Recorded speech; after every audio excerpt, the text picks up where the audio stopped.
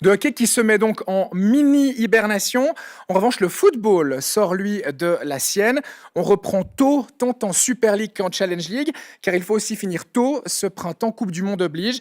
Or, il fut un temps pas si lointain où jouer en février était pour le moins hasardeux sur plusieurs stades de Suisse.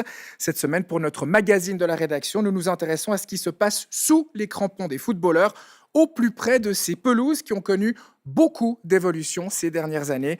Christophe Legrain, Xavier Ruiz, Patrick André. Les terrains de football sont des outils bichonnés, analysés et surveillés de très près. Leur qualité est devenue une priorité.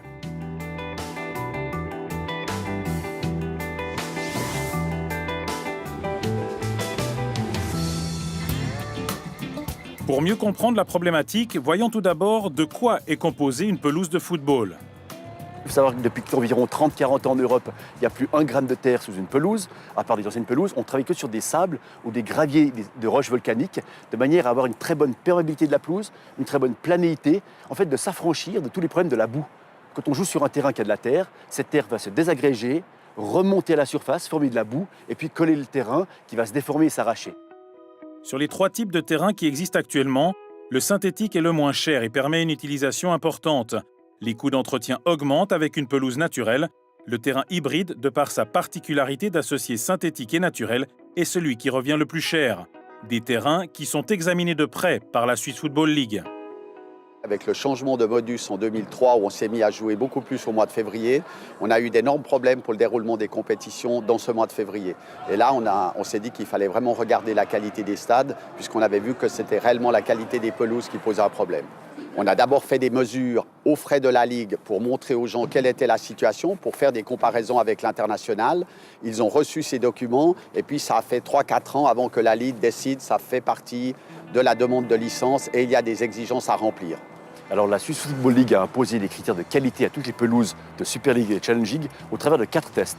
Un test de perméabilité, un test de planéité du terrain, un test de la densité de la couverture végétale et de la résistance au cisaillement, ça veut dire la tenue du sol. Alors on va sur les clubs, sur les terrains et on fait ces tests sur une journée environ.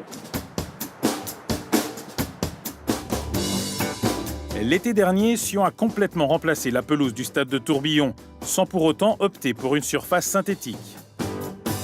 Alors, la décision a été assez rapide à prendre pour 2 raisons majeures.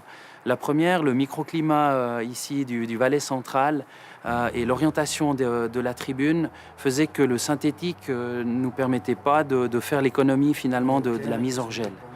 La deuxième raison, la technicité des terrains synthétiques évoluant très rapidement, on ne souhaitait pas subir des pressions pour changer ce tapis de pelouse à un rythme que la ville n'aurait pas pu se permettre. C'est un peu le jour et la nuit, je dirais. On a un drainage qui est vraiment bien plus performant que dans le temps. On a une structure complète du sol qui a été refaite et une qualité de gazon aussi qui est vraiment toute neuve. Donc là, on a vraiment un tourbillon 2.0.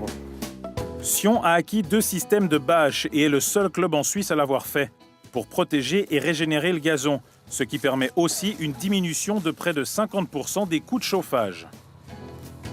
Et on va procéder à des contrôles en fait 1 à 2 fois par semaine pour pouvoir vraiment voir l'état sous la bâche.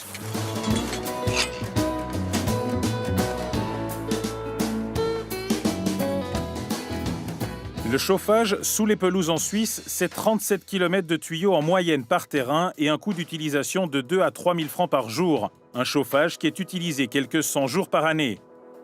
Au stade de Genève, autre système, en plus du chauffage, des rampes de luminothérapie disposées sur le terrain pour une meilleure croissance du gazon. À Lausanne, pas de travaux prévus pour le stade de la Pontaise qui ne répond plus aux exigences puisque le Lausanne Sport entrera dans son nouveau stade à l'été 2019. Aujourd'hui, ce terrain, on a des problèmes de percolation, c'est-à-dire que l'eau ne pénètre plus à travers le terrain. Donc on a beau faire des travaux de vertidrain, on a beau faire beaucoup de travaux sur ce terrain. C'est quelque chose qui arrive vraiment en fin de vie. Encore en chantier, le nouveau centre sportif de la Tuilière ouvrira 5 de ses 9 terrains d'entraînement la semaine prochaine, en attendant le stade principal dans 18 mois. Initialement prévue en synthétique, la pelouse de la Tuilière pourrait bien finalement être une pelouse hybride, telle que le souhaitent les nouveaux propriétaires du LS. En revanche, à Neuchâtel, c'est un gazon synthétique qui a été installé en 2007 lors de la reconstruction du stade de la Maladière. Un choix qui permet notamment une exploitation bien plus soutenue qu'une pelouse naturelle. La bonne qualité des terrains contribue à améliorer le produit football. Mais comme pour ce qui se passe sur la pelouse, tout est une question de moyens. Les nouvelles pelouses qui ont été créées en Suisse, selon les dernières techniques de construction, sont identiques à ce qu'on trouve en Europe. La différence, elle se fait encore au niveau des moyens qu'on peut mettre. Il faut imaginer que dans les grands championnats européens, des clubs qui ont des budgets de centaines de millions, les moyens mis sur la pelouse sont tout à fait d'un autre ordre qu'on a chez nous. Donc on n'est pas dans la problématique de la construction, mais celle des moyens qu'on va mettre pour l'entretien. Alors effectivement, en Suisse, on est encore un petit peu en dessous de ce qui se fait dans les plus grands clubs européens, dans les plus grandes ligues.